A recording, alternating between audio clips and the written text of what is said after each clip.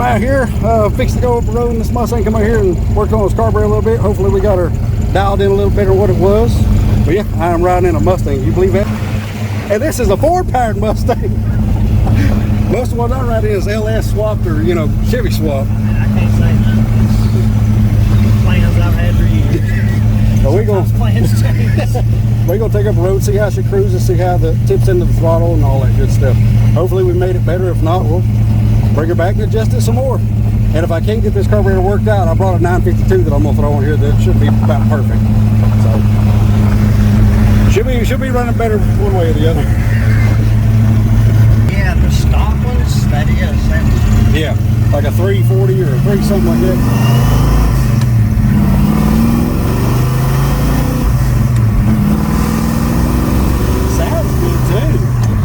Good. Yeah, sounds good. It's not, it ain't got no drone to it. It ain't like ridiculously loud, but it's got that nice like old hot rod rumble to it. That sounds good. Whenever I actually get on it, you'll see what I'm saying. But you can actually talk. Have a conversation. Like I said, it's got that nice thump and idle, but like I said, I'm just kind of normal how I would. Yeah.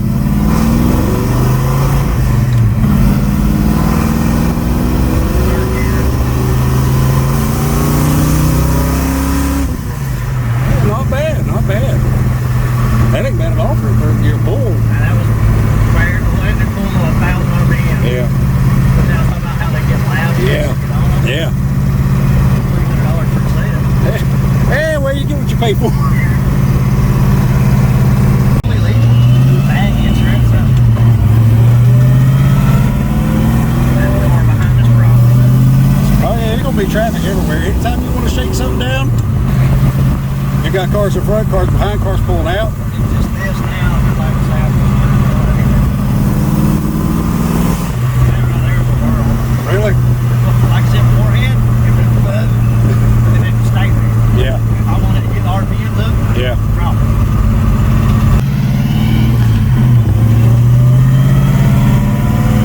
I'll just do it good and hard first and second. Yeah. Kind of if it cuts out, because like I said, it's probably just going to spin. But I'll do it like how normal, just like around 2 grand before it cut out. Ready? Yeah. That's pretty good. Not bad, not bad. You're good on that transmission. I love the delay and then that second gear. That's nice. I mean, that's turning it right at 6. Yeah. And I was surprised too. You didn't do the free rev, let the clutch go. You just kind of rolled in and stomped on it. I hate doing that. Yeah, it's hard on everything. It's hard.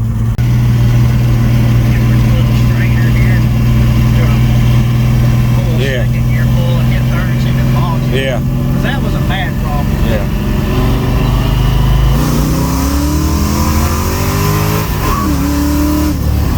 I heard just the slightest little bit at the top of second gear. A little bit on the hit. Yeah. Very little. Yeah. That's way better. Now we got Bo just 71 over here on the lift, fixing the brakes. These things aren't shimmed proper, so they're offset, so they're hanging up. They're keeping pressure on them all the time. So I'll pick it up and take that stuff loose, see if I can shim it and get it right. That'll keep them from sticking. Should. Alright, you can see right there, see the taper of the pad, which is up there. Talking to the camera. I just shimmed this 70 thousandths.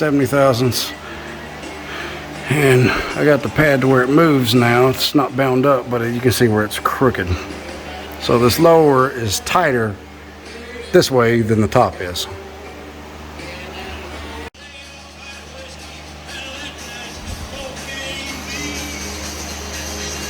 Alright, it's about 6:45.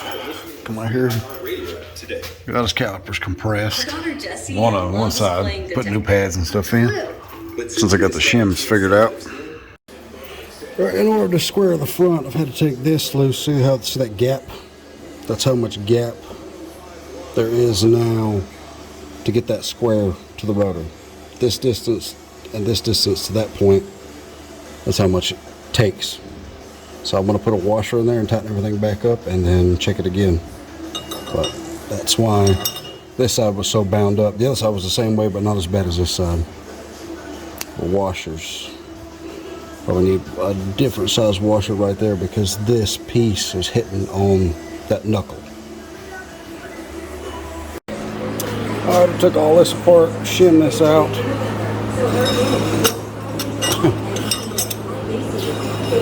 It's crazy the difference. These things wouldn't even hardly turn before.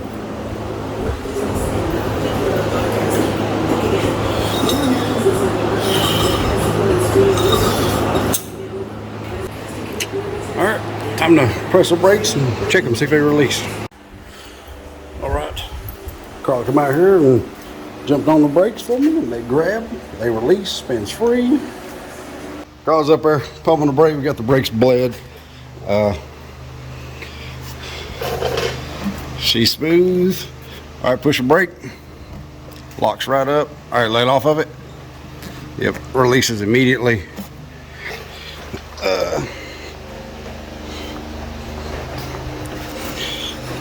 Push the brake. Let off of it. Yeah. That right there alone is changing the entire behavior of this car. There was a ton of air in the back calipers. So, that's fixed now too. Everything's fixed. Shimming all that stuff, bleeding the brakes and all that. Should have worked good this go around. Got all the brakes fixed. That's working fantastic. Doing an EFI conversion. I had a Dominator, but I could have made the Dominator work. And this thing worked good for wide open throttle. I could have made it work to cruise around and drive around for the street and whatever else, but he had already bought this and everything else. So I'm gonna get it all set up, get her wired up and fired up and everything else. Doing the fuel pressure regulator right now. This is the regulator it's gonna be for the nitrous system. That's gonna stay put. That whole system will stay just like it is. And this is gonna be the feed and the return for the EFI deal. So, yep, should be pretty good. 468 big block. He's fixing to go to aluminum heads and everything else. This thing went 620s on a 190 shot, I think is what he said it was. So, pretty good, runs pretty good. Pretty old car. All right, I'm gonna shut up and see if I can get some stuff knocked out. Drained all the fuel stuff's out. Put the sender in it, put the return in it and all that. Now I'm just gonna put the foam back in and put the bolt stuff back in, that'll be done. All right, everything's wired, everything's working. Changed everything in this car, all the wiring. It's not tucked up yet, but it's all rewired.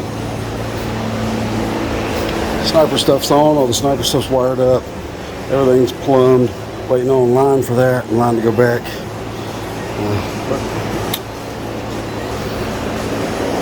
The rest of the lines show up. Oh man, I'm shaking. The rest of the lines show up.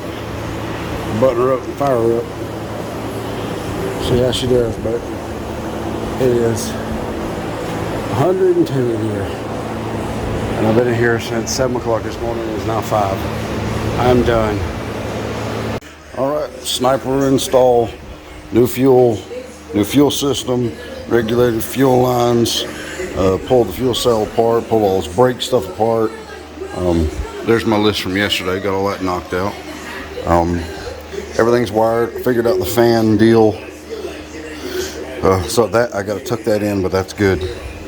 So this will be the first cold start. I did some tweaking and tuning on it last night. So this will be the first cold start with the sniper unit. But yeah, so you know, all new fuel pump, new everything. I may have to go home. So let's see. Oh man, I gotta hold on. All right. I had to hook the pump back up because I was in here messing with the tuner and yeah. So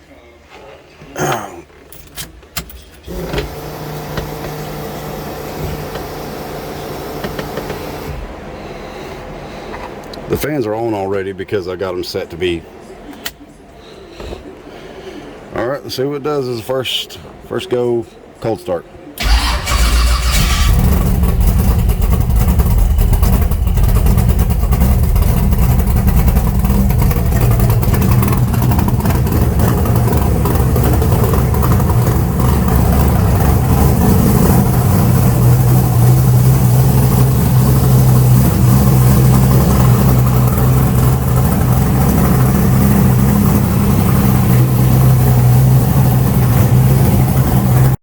I did relays right here for each one of the fans, and that all works. It works great. So that board that's in there, I'm taking that board out. We'll do something different for that.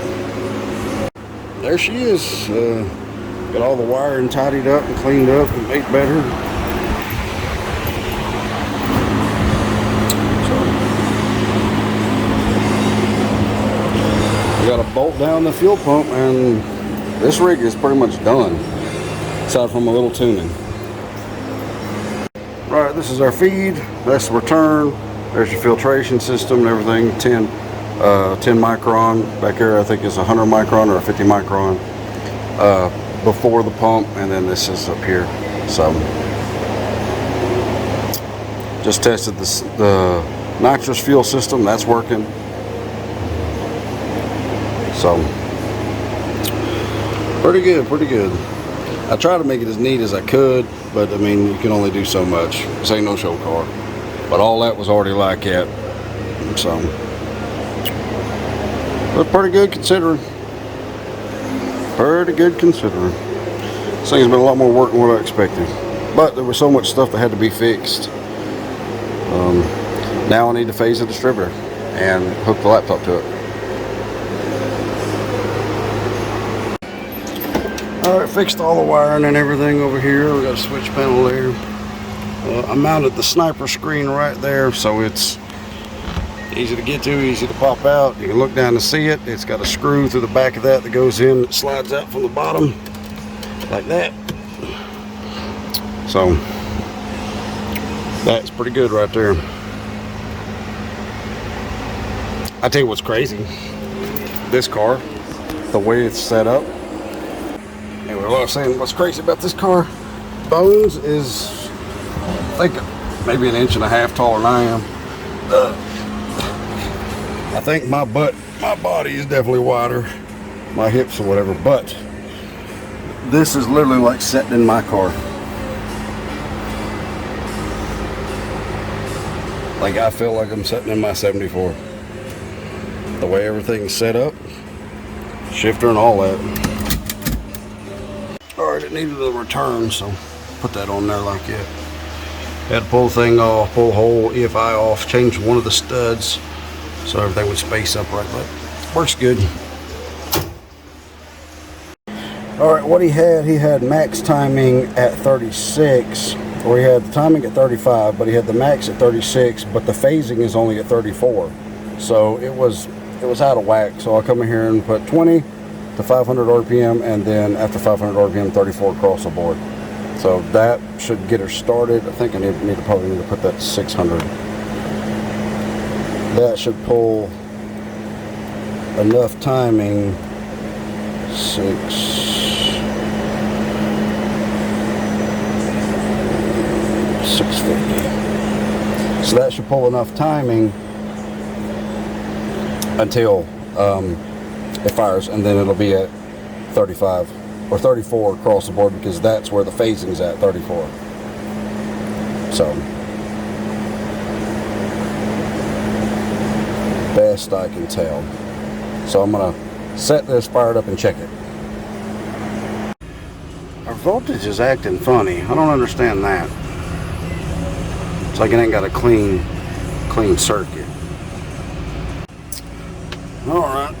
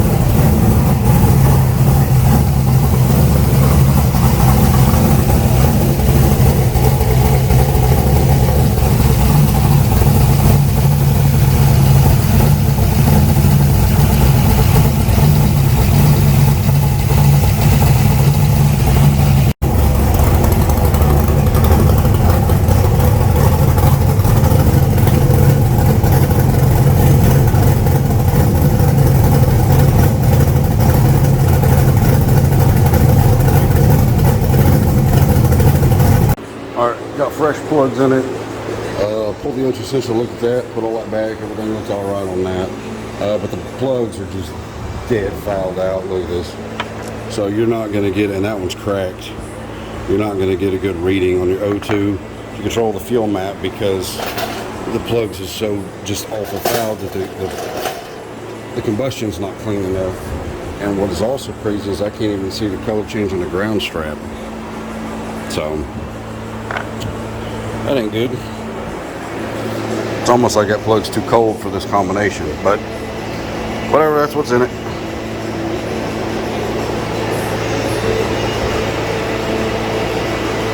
So now I'm going to go back into the handheld, which I tried to go in with my laptop, but this Sniper Stealth 4500 won't allow me to connect. It needs a different program for some reason, or a different version. I've tried to download it and I can't get it to download, I can't get it to work. So I just have to do it through the handheld, and I can get it close. I'm pretty sure I can get it almost dead on, as close as I can get, I believe. With the handheld, if I go in there and playing with the enrichment and the prime and everything else. So, and two, this is 114 or 116, maybe it's 112, but it's leaded fuel, it's race fuel. So leaded fuel, you'll be able to read that plug really, really well, and it's just insane. That carburetor was insanely rich, but the way they had it set up, I think it was like 88 squared, no power valve, nothing. So it's just, whoever done that, you should have done better. I can make this sucker run like a 750, but he don't want to do that. He want to go Sniper, so Sniper we got.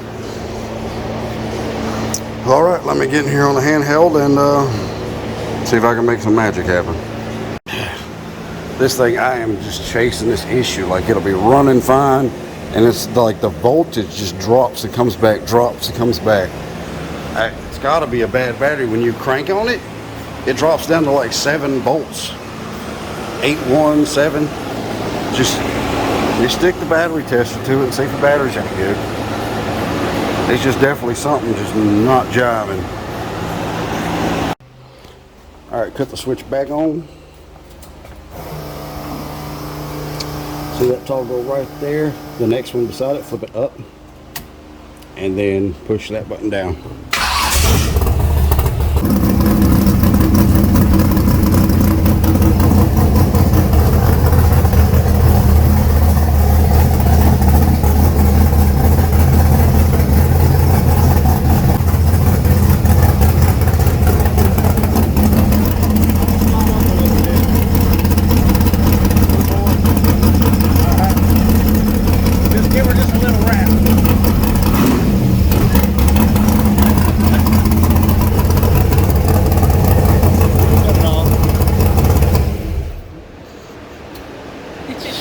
You want a big block?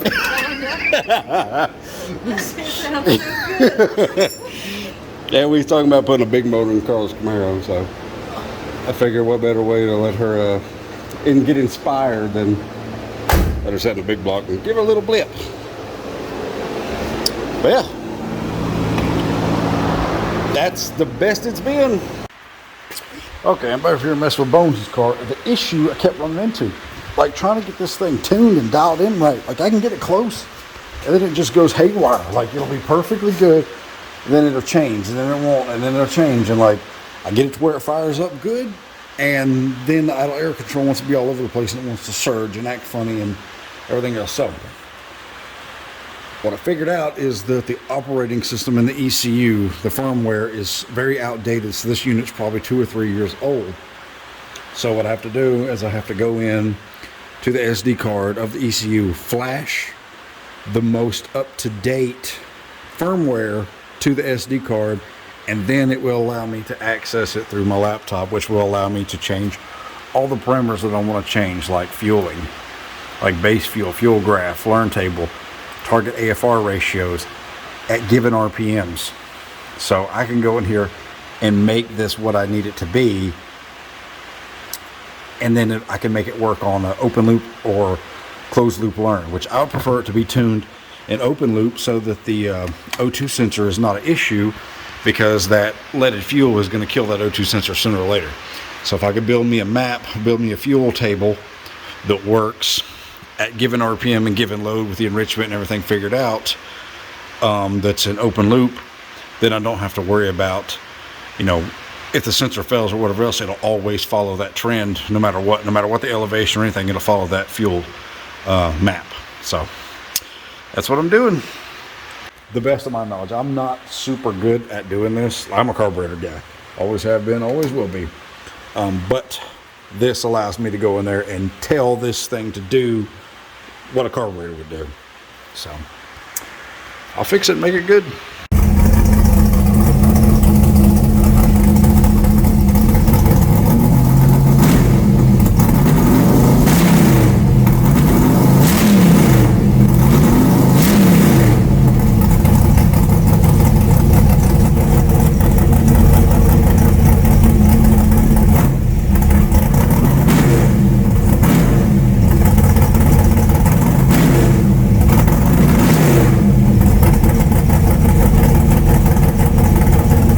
Anyway, this thing is supposed to be 13 to 1 or 14 to 1 static compression.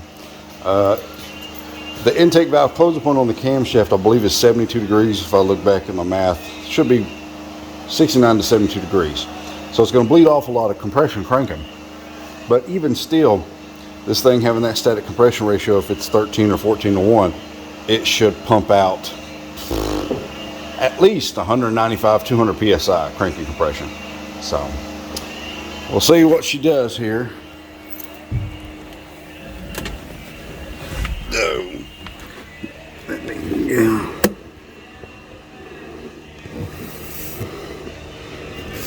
See what she does on the first rotation. Let me pin the throttle body open.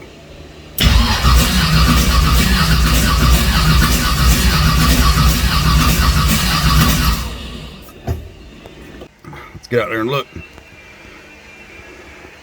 But if this thing is below 200 cranking compression, he should be able to run 93 in it. The timing's only 34 degrees. Now, let's see here what we got. That is 160. 160 cranking compression. Let me check the others and see where they go to. But if that's his cranking compression, he's got all this room here before he needs to get into, wouldn't get into race octane until up here. Now, engine dynamics are the variations in when your cranking compression and your running compression, all that stuff, you know, up to 4,000 RPM is when this thing's going to start being more efficient. And that's when it's going to trap more cylinder pressure at a given RPM. But general rule of thumb, like with all my stuff, like, to put in perspective, my 406 and the 74 right now, it's got 105 psi crank compression. It is 7 to 1, 7.5 to 1, and I can run 23 pounds of boost on 93 fuel with probably 28, 30 degrees of timing in it. So if this thing is that low of crank compression, then our timing is too low for one. 34, it's going to want like 37, 38 in order to get a good clean burn and make the engine as efficient as we can get. But having that 112 octane in it, it's not helping the situation at all. It needs 93 so it can get a good, clean, efficient burn. So if they all check out close to that, I'll suggest to put 93 in this thing. See what it does. He probably think I'm crazy because I'm pretty sure he's only run race fuel in this. Like, he could even get away with like a 105 octane. It don't got to be nowhere near 112. Nowhere near it. But what do I know? But I'm gonna check the rest of them and see what they say. All right, well, there's our numbers. She falls between 150 to 160 in every cylinder. Number 1's 155, 8's 150, number 4 155, 3's 156, 6 is 160. It was probably close to 158.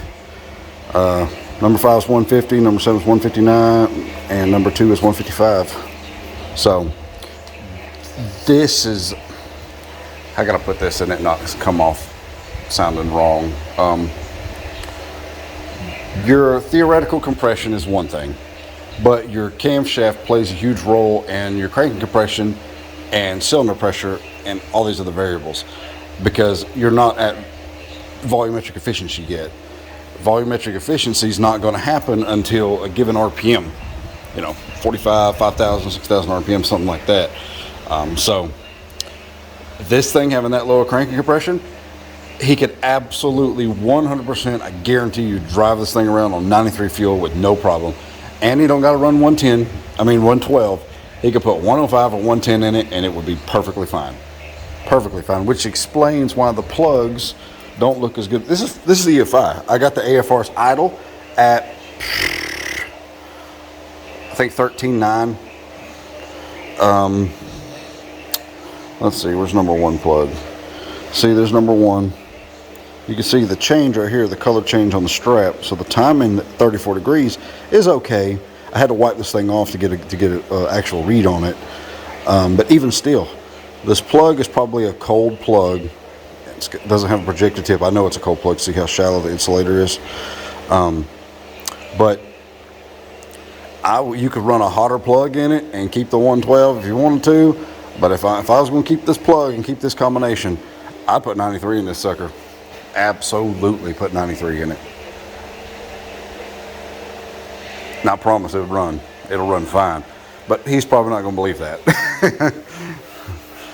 Without knowing exactly what pistons and stuff's in this, without knowing the CC of the head gasket thickness, whatever else, I can't really calculate what the static compression is. But a cranking compression pretty much tells you that. My math on my 355, dead on, cranking compression exactly what it's supposed to be. My 406, my 452, my big block, my turbo big block, it was exactly where it's supposed to be. And now granted, that cranking compression will come up a little bit once the engine's hot. It had a little bit better ring seal, but it's not going to jump 50 PSI. It's not going to happen. So, rule of thumb is if it's less than 200 cranking compression, you can run 93 fuel.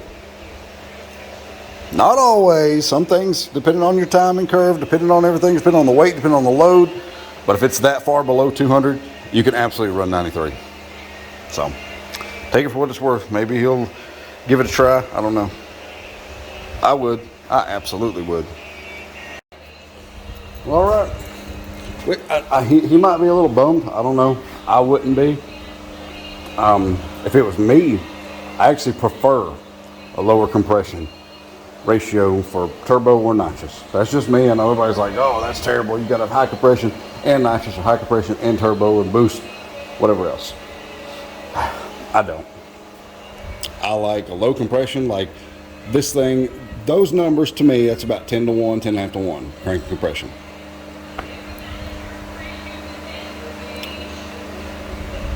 So, with that being, the cranking compression being what that is, you could literally throw a freaking 300 shot on this motor and it would not care. It would be perfectly fine, because you're not going to get a huge peak in cylinder pressure with your timing, let's say 34 degrees like it is now.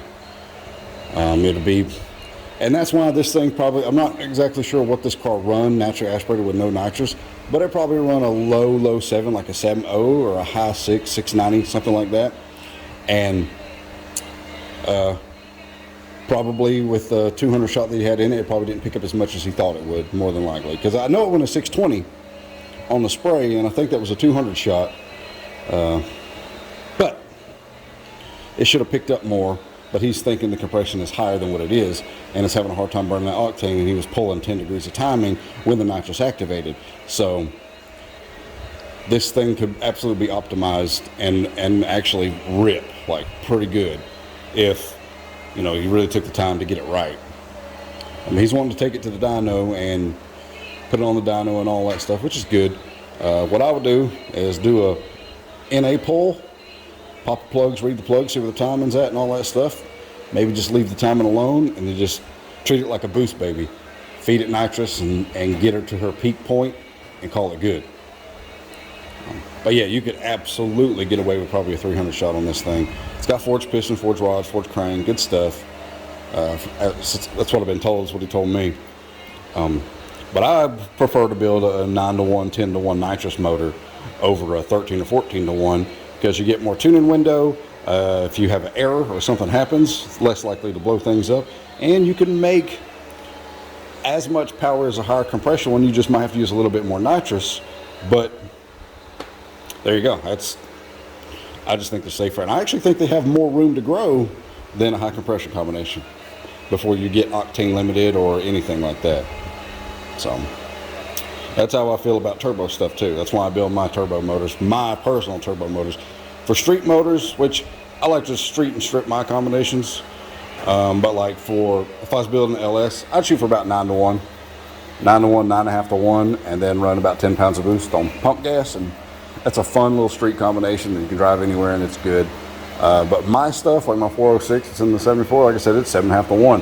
My 452 that's in the 64, it's 7 to 1. And I can cram all the boost I want in it on 93 as long as the timing's in check and conservative. Well, not even too conservative. I can run 15 pounds on 32 degrees of timing at 7.5 to 1 compression on the 406. And I promise you that thing, it is unbelievable how that car feels like that. And it's good mileage, it does all the good stuff. So, but that's kind of my thinking. I know people will probably disagree with it, but that's where I'm at. I prefer lower compression and more nitrous or more boost, just to be safe and have a bigger tuning window.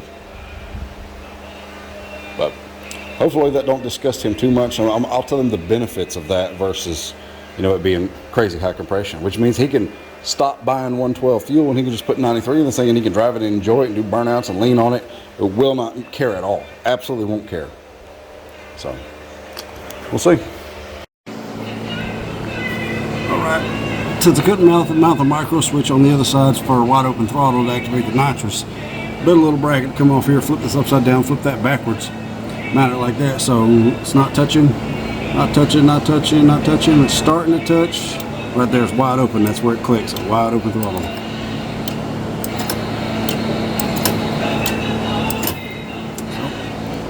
there we go. Now that works. Just got to run the wires to it.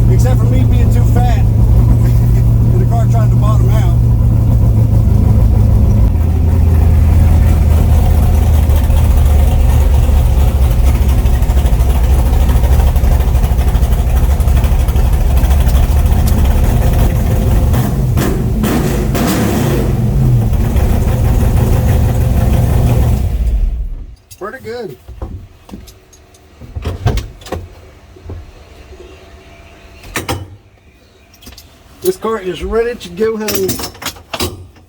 Oh, man, I just wish I wasn't so heavy bottoming it out like that. It ain't good for it. But there you go. That's good.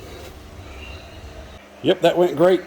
Tune was right where it needed to be. Everything done exactly what I wanted to do. When you go wide open throttle, it goes into open loop and stays there and follows my graph all the way. Excellent. It drives so good. Can't believe how well it drives. But I never drove this car before. Like, it would have been cool to have had a video inside, taking up and down the road before changing everything and tuning everything, getting everything right to compare, you know, apples to apples. But pretty good, pretty good.